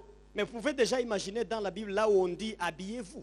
hanyuma ukongera ukibuka muri bibiliya hano batubwira ngo ni mwambare. Habillez-vous. mwambare C'est que vous êtes nus. ni ukuvuga ngo wambara kuko Vous avez utari reçu beaucoup de wambaye. coups, vous êtes nus. ni ukuvuga ngo warakubiswe cyane none wambaye Le diable ubusa. a déchiré l'habit que tu avais, maintenant tu es nu aujourd'hui. satani yagucagaguriyeho imyenda yawe none wambaye ubusa. Lisons Ephésiens 6, reka dusome abefeso verset 6. 10. Vous verrez le même terme, mais habillez-vous, revêtez-vous. abefeso 6. 6, verset 10. 6 umurongo wa 10. ibisigaye mukomerere mu mwami no mu mbaraga z'ubushobozi bwe bwinshi. Yeah. mwambare intwaro zose z'imana Amen, amen, amen. kugira ngo mubashe guhagarara mudatsinzwe. Yeah. Habillez-vous de toutes. Là, je prends deux mots très importants. ndafata amagambo abiri y'ingenzi hano. Habillez-vous. mwambare. Prenez ça au sérieux. ibyo ngibyo mubyiteho Vous n'avez cyane. pas d'habit. nta mwambaro Vous mufite. prenez maintenant l'habit. noneho mutore umwenda Et muwambare. vous vous habillez. mwiyambike C'est que ubwanyu. vous étiez nus. bivuga ngo mwari mwambaye ubusa. Mais il a dit ça à l'Odyssée. ibyo yabivuze i Laodikiya. Il a dit ça. yarabivuze. Vous pensez que vous voyez. ngo mwigira ko mubona. Vous avez des remèdes pour les yeux. mufite imiti y'amaso. Mais vous êtes d'aveugles. ariko ntabwo mubona. Des aveugles, vous. muri abantu Vous ne voyez mutabona. pas. ntimubona. Vous pensez que vous êtes bien habillés. ngo muzi ko mwambaye. Mais vous êtes nus. nyamara mwambaye ubusa. C'est pourquoi Paul prend le même terme. Il dit habillez-vous maintenant de toutes les armes. niyo Alléluia. mpamvu rero pawulo agaruka akavuga ngo ni mwambare intwaro zose. Habillez-vous. mwambare. Donc les armes, c'est ça l'habit ici. Intwaro niwo mwambaro hano. Habillez-vous. Mwambare. Habillez-vous. Mwambare. Et puis il va dire de toutes les armes que Dieu vous donne. Mwambare kandi intwaro zose. N'habillez pas seulement une seule arme. Ntiwambike Mais ntiwambare il va umwambaro parler umwe, de toutes les armes. ahubwo iyo manutse hepfo avuga intwaro zose mugomba kwitwaza. Mais quand il va commencer à citer les armes, Ariko iyo atangiye kuvuga noneho ku ntwaro, il va parler de la vérité, avuga ukuri, la justice comme akavuga arme. gukiranuka. C'est ça les armes qu'il donne. Izo nizo ntwaro Mais atanga. qu'est-ce que je vous ai dit du lavement spirituel? Nababwiye gute rero ku byuma Le byo lavement spirituel kwisukura? amène l'amour en vous. Kubera yuko kwisukura bizana urukundo muri Ça wowe, vous donne la paix. bikuzanira Ça vous amahoro, donne la joie. bikuzanira Mais ce sont umunezero. les armes que Paul répète encore ici. Izo nizo ntwaro Pawulo avuga aha ngaha mu gitabo. C'est pas l'amour qu'on attaque l'ennemi et on va le vaincre. C'est Aho ça. ngaho n'ufite urukundo nutera umwanzi uzamunesha. Alléluia. Haleluya. Nous devons nous habiller spirituellement. Tugomba kwambara mu buryo bw'umwuka. Nous devons nous habiller Tugomba spirituellement. kwambara mu buryo La bw'umwuka. deuxième réalité après l'habillement spirituel, Nyuma y'umwambaro wo mu mwuka c'est l'onction maintenant. ni L'onction divine. amavuta. L'onction divine. Amavuta y'Imana. L'onction divine. Amavuta y'Imana. L'onction divine. Amavuta y'Imana. Alléluia. Haleluya. Lisez Isaïe 61, versets 1 à 2. Reka dusome Yesaya 61, umurongo wa mbere n'uwa kabiri. Umwuka w'Umwami Imana ari kuri jye, Yeah. kuko Uwiteka yansize amavuta ngo mbwirize abagwaneza ubutumwa bwiza. Yeah. Yantumye kuvura abafite imvune mu mutima, no kumenyesha imbohe ko zibohowe, no gukingurira abari mu nzu y'imbohe. Kandi yantumye no kumenyesha abantu umwaka w'imbabazi z'Uwiteka, Yeah. n'umunsi Imana yacu isohoreramo inzigo, no guhoza abarira bose. Amen. L'Esprit du Seigneur est sur moi. Umwuka w'Uwiteka ari kuri jye, Il m'a oint. yaransize. Alléluia. Haleluya. Pourquoi il m'a oint? Yansigiye iki? C'est pour aller libérer les captifs. Ngo ni ukugira ngo ngende mbohora imbohe. N'allez pas libérer tes enfants. Ntuzajye rero kubohora N'allez abana pas bawe. libérer ton mari. Ntuzajye kubohora umugabo N'allez pas wawe. te libérer toi-même Ntuzajye kwibohora nawe sans ubwawe l'onction de Dieu. udafite Ce amavuta n'est pas y'Imana. possible. Ntabwo bikunda. Je confirme encore, ce n'est pas possible. Reka nongere mbyemeze ntibikunda. Jésus le confirme lui-même. Yesu ubwe Il dit que arabyemeza. l'onction de Dieu est sur moi. Aravuga ngo umwuka Uwiteka yamuhaye amavuta. Je suis oint par mon Dieu Nasizwe n'Imana pour aller libérer les captifs. kugira ngo ngende maze mbohora Tu ne imbohe. peux pas aller au Sheol sans l'onction de Dieu sur toi. Ntushobora kwiteza kujya muri ikuzimu udafite amavuta y'Imana ku Tu buzima vas rester bwawe. là. Aho uzagumayo, Tu vas rester là. waherayo. Il faut avoir l'onction. Ugomba kugira amavuta. Ne provoquez pas de bataille avec le diable sans l'onction de Dieu. Ntuzashoje urugamba udafite amavuta y'Imana. On est ensemble. Turi kumwe. Manifestez la gloire Reka du tubigire Seigneur. dutya. Haleluya. J'ai vu quelque chose qui m'a touché aujourd'hui. Hari ikintu nabonye uyu munsi maze Il y a kirantangaza. quelqu'un ici, il est d'une descendance royale. Hari umuntu hano akomoka ibwami. Maintenant, ses ancêtres sont venus chez moi la nuit. Hanyuma noneho basekuruza bateye uyu. Sont venus Baraza très fâchés. barakaye cyane. Très fâchés. Barakaye. Et ils disent, monsieur, Baravuga wa mugabo we rero. qui es-tu? Urinde? Et qu'est-ce que tu cherches comme ça? Ese ubundi uri gushaka iki? Tu révoltes les gens pour qu'ils nous fuient. Urimo uratuma abantu bigomeka kugira ngo batuveho. Ah là là là. Et ils voulaient tuer. Yashakaga kwica. Puisqu'au Sheol, là, Hari il kuzimu n'y a pas de décision. ntago haba ibyemezo bibiri. Chaque acte. Igikorwa Et cyose ils envoient des militaires pour tuer. bo bohereza abaza kwica. Des démons pour tuer. Bohereza Tout ce qu'ils abadayimoni. font, c'est aller tuer. Ibyo bakora ni ukujya kwica. Mais merci Seigneur. Ariko mwami urakoze. Merci Seigneur. Wakoze mwami. J'ai l'huile d'enseigner la délivrance. Mfite aya mavuta yo kwigisha kubohora. J'ai ça. Ndayafite. Et je crois que j'ai jeté un peu d'huile à ces démons-là. Hanyuma rero ngomba kuba hari utuvuta nasutse hariya. Bahita bagenda. Cassé. Ako kanya baragenda. Alléluia. Et maintenant, l'homme de la famille est venu me voir la journée. Hanyuma noneho uwo muntu nyine w'ibwami aza kundeba uyu munsi. Et j'ai dit, voilà, Ndambwira toi, tes ancêtres, wowe na basogokuruza ba. Il est ici, il m'a entendu. ari hano J'ai dit, tes parents sont venus. iwanyu banteye Ils voulaient faire des blagues avec bashaka moi. kuza kunkinisha Mais j'ai l'onction. ariko ayo mavuta ndayafite J'ai l'onction. ayo mavuta ndayafite J'ai l'onction d'enseigner la délivrance. ayo mavuta ndayafite yo kwigisha ibyo kubohoka. Dieu a fait un communiqué. Imana yatanze Il a itangazo pris le lance-voix. ifata mikoro Il était là. yari iri hariya Il a hejuru communiqué au Sheol. yohereza ubutumwa hariya. Lucifer écoute. Lucifer umva David, David quand il est en train de parler, numubona avuga tu n'as pas la permission. nta burenganzira umufiteho. Ne pensez pas que je mets ma vie en danger comme ça, je ne sais pas le secret, je connais. Rero oya nabanza nsengere faut aussi me protéger. Ngo ntabwo rero yashaka gupfa kwigisha ibintu nk'ibi ngibi hatari uburinzi bukomeye bw'Imana ku buzima bwe, Ça expose ta famille. kuko ibyo ngibyo bishobora gutuma umuryango wawe uterwa, Tu exposes ta famille. uba urimo urashyira ubuzima Mais moi, bwawe mu j'ai reçu kaga. le communiqué. Ariko nta kindi iryo Le tangazo diable a reçu le même satani communiqué. nawe arabyumva ayo makuru Les arayamenya, ancêtres ont reçu le même communiqué. n'abasogokuruza barabimenya. J'ai fait ça mois après mois. Ndabikora ukwezi guhererekanya Il n'y a n'ukundi, pas de représailles, pas une seule. sinabona imbaraga n'imyuka yo guhora n'imwe, Il n'y en a pas. sinayibona Et il n'y en aura pas. nta n'izaza. Il a Amen. reçu le communiqué. Kuko Et s'il itangazo tente de venir, s'il viole la loi, iyo agerageje kuza yirengagije amategeko, il trouve du feu. hari umuriro ahasanga. Amen. Alléluia. Haleluya. Je sens la force de Dieu ici. Numva imbaraga z'Imana hano hantu. Il faut Haleluya. que Dieu te touche Reka aujourd'hui. Imana igukoreho uyu munsi wa none. Haleluya. Hitara sapana grada kasakatelo de brota. Huri brain li sakane ro bro. Yesu. Que Jésus te touche aujourd'hui. Umwami Yesu agukoreho uyu munsi. Que les démons de tes ancêtres sortent maintenant dans ta vie. Abadayimoni b'abasogokuruza bawe Au nom de basohoke Jésus mu Christ. izina rya Yesu. Reçois la force de Jésus. Akira imbaraga za Yesu. Reçois la force de Akira Jésus. imbaraga za Yesu. Reçois le pouvoir de Jésus. Akira ubutware bwa Yesu. Reçois le pouvoir de Akira Jésus. ubutware bwa Yesu. Alléluia. Haleluya.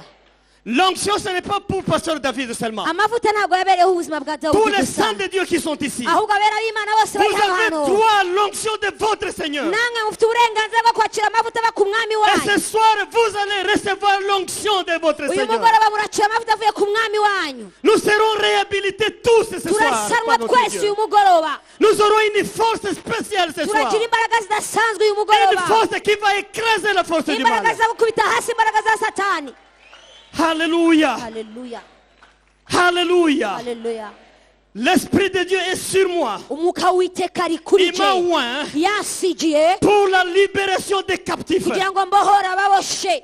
Pour lancer la nouvelle de la libération des Kugira prisonniers. ngo namamaze inkuru yo kubohoka kw'abari Les baboshe. prisonniers, ce sont des gens qui sont dans des chaînes. Abantu baboshe n'abantu bari mu Ils minyururu. servent le Seigneur, mais ils sont dans des chaînes. Barashaka Imana ariko baraboshe. Ils servent le Seigneur, mais ils sont captifs comme ça. Barakorera Imana ariko baraboshe. Nous demandons l'onction ce soir. Turasaba amavuta uyu D'aller mugoroba libérer ces membres de kugira ngo famille. tugende tubohora abo ngabo D'aller mu libérer miryango les yacu. gens de nos Tubohora familles. abantu bo mu miryango Nous yacu. avons l'onction ce soir. Twahawe ayo mavuta uyu Pour mugoroba libérer les hommes et les femmes de kugira ngo Dieu. tubohore abakozi b'Imana abagabo n'abagore. Ayez la foi de recevoir l'onction ce soir. Wakire kandi ugire ukwizera ko kwakira ayo mavuta uyu La mugoroba. main de Amen. Dieu est ici avec nous. Ikiganza cy'Uwiteka kiri hano muri twebwe. La main de Dieu est avec nous ici. Ikiganza cy'Imana kiri muri Pour nous faire twebwe cette onction-là. kugira ngo kiduhe ayo mavuta, C'est notre droit. kuko ni uburenganzira Puisque nous bwacu, devons libérer les gens. kuko tugomba kubohora abantu Nous devons natwe, libérer les gens. tugomba kubohora Nous abantu, devons libérer les gens. tugomba kubohora abantu. Je me rappelle mes deux petits frères Ndibuka barumuna banjye babiri qui étaient toujours buveurs, bari abanywi, des ivrognes, bari des abasinzi, ivrognes. bari Quand ils abasinzi. viennent chez moi ici, ils Baza hano ne noneho veulent pas me regarder comme ça. ntibabashe kundeba mu maso. J'ai pris pour eux, le démon s'en va un peu. nkabasengera abadayimoni bagasa La nuit, le n'abigiyeyo, démon revient. hanyuma nijoro umudayimoni akagaruka, Le démon revient. umudayimoni akagaruka. Mais j'ai pris l'année passée, Hanyuma noneho umwaka ushize 6 mois de prière. nafashe amasengesho J'ai y'amezi demandé atandatu, l'onction. nsaba J'ai amavuta, demandé la libération de la nsaba famille. kubohora umuryango La wanjye. fois passée, je les ai vus. narababonye Ils ubushize viennent en physique. baraza Ils noneho me disent, pasteur, aratubwira mushumba J'ai laissé la boisson. naretse inzoga J'ai laissé maintenant. narabiretse J'ai laissé la boisson. narabiretse J'ai laissé la boisson. narabiretse Je suis en train de servir le Seigneur. ndashaka gukorera imana Le démon est parti. abadayimoni Je dis baragiye voilà le démon est ndavuga ngo parti. dore abadayimoni Nous avons bagiye l'onction mon frère. twabonye amavuta mwene De data libérer les kugira ngo captifs. tubohore ababoshe De couper les chaînes de kugira ngo nos frères et tuvaneho sœurs. dukate iminyururu Nous avons l'onction twahawe amavuta de chasser les maladies. yo kwirukana uburwayi De chasser les yo maladies. kwirukana uburwayi La prison des maladies. inzu Nous y'imbohe avons y'uburwayi l'onction twahawe de amavuta chasser les yo maladies. dans kwirukana les gens. indwara mu bantu Ma mère était mourante. mama yararwaye apfa Elle ne mangeait pas n'importe quoi. ntabwo yashakaga kurya Il icyo y ari cyo avait des cyose régimes difficiles. yari afite regime zikomeye cyane Je l'ai invité chez moi. ndamutumira iwanjye Mère, venez. ndamubwira mama uzaze Restez chez moi. uzaze uguma Tu iwanjye souffres de quoi? ese urwaye iki Pendant 20 ans, la même maladie. mu myaka 20 yari afite uburwayi Pendant 20 ans, la même maladie. imyaka 20 yari arwaye indwara imwe Si elle sent seulement l'odeur de l'huile, yakumva impumuro y'amavuta gusa elle doit tomber malade. akagwa Il faut amener à agapfa l'hôpital. tukajyana kwa C'est sérieux muganga ce que je vous dis. ibyo ngibyo mbabwira ni ukuri J'ai parlé à ma mère. turaganira na mama Nous avons l'onction, maman, hanyuma dufite amavuta de guérison de yo maladies. kugira ngo dukize indwara zanyu Quand tu vas quitter chez moi, igihe uzavira hano mama tu seras comme une fille. uzaba umeze nk'umukobwa Tu seras comme une fille. uzaba umeze nk'umukobwa Tu seras comme une fille. uzaba umeze nk'umukobwa Maman pensait que c'est la blague. noneho mama agira ngo On a ndatebya continué à vivre. turakomeza turabana Ici à Kanombe. twabaga hano i kanombe On vit avec elle. turabana On prépare le sombe. tugateka isombe Maman mange. mama akarya Elle écoute les corps. akumva Aucun bruit. akumva nta kintu na kimwe Et biva mu pourtant, mubiri elle ne pouvait pas. Il faut l'amener à l'hôpital. mbere ntibyashobokaga wahitaga umujyana kwa On muganga prépare les haricots. tugateka Elle ibishyimbo prend et mange. akarya Mon fils, hanyuma akambwira mwana qu'est-ce que wanjye c'est? bigenze bite Elle a commencé à danser dans la atangira maison. kujya abyina mu nzu Elle danse. atangira kubyina J'ai dit, je t'amène à l'église. ndamubwira ndakujyana ku rusengero Notre rero église de Rubirizi. mujyana mu rusengero Tu vas rwacu prendre le rubirizi micro aussi. noneho ndamubwira urafata Tu na vas mikoro parler. uvuge J'invite tes fils aussi, tes enfants. ndatumira n'abana bawe aho bari Et elle a pris le micro ici. afata mikoro hariya mu Et dit, Bwana rusengero asifiwe. aravuga ngo mwa imana ishimwe Maintenant, je mange tout. aravuga ngo byose ndabirya Je mange tout. byose ndabirya Je mange tout. byose ndabirya Je mange les haricots. ndarya Je ibishyimbo mange le sombe. ndarya Je isombe mange le maïs. ndarya Je mange ibigori tout ce que Dieu a. ndarya ibintu byose imana yaduhaye kurya Maman a commencé à grossir. noneho mama atangira kubyibuha Moi, j'ai dit, maman, attention. ndambwira ariko mama witonde Attention aux gouttes. Hein. witonde utazarwara Tu gute manges trop, maintenant tu augmentes le poids. none urimo urarya cyane none dore utangiye kubyibuha Maman a fait lancer les larmes. atangira kurira Mon fils, aravuga mwana wanjye tu ne sais pas ce que tu dis. wowe nta n'ubwo uzi ibyo uri kumbwira Depuis le temps de ton père, reba igihe so yari ariho j'étais une petite femme. Comme ça. nari umudamu muto cyane Quand moi j'allais avec ton papa, igihe nagendanye na so on me disait que je suis une poule.